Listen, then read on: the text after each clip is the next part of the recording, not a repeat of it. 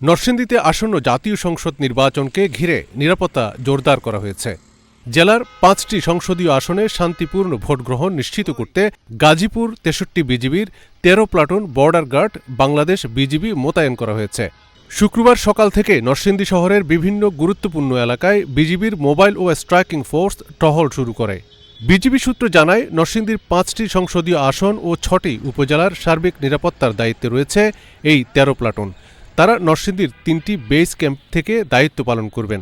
এর মধ্যে নরসিংদী সদর ও পলাশ উপজেলায় মোতায়েন করা হয়েছে ৪ প্লাটুন, শিবপুর ও মনোহরদী উপজেলায় ৩ প্লাটুন এবং রায়পুরা ও বেলাবু উপজেলায় ৬ প্লাটুন বিজিবি দায়িত্ব পালন করছে।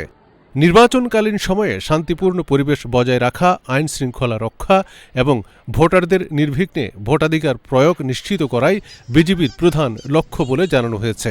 এ সময় সরকার ও নির্বাচন কমিশনের সব নির্দেশনা কঠোরভাবে অনুসরণ করা হবে। বিজিবি রাজনৈতিকভাবে সম্পূর্ণ নিরপেক্ষ থেকে সকল প্রার্থী ও রাজনৈতিক দলের জন্য সমান সুযোগ নিশ্চিত করবে বলেও জানানো হয়।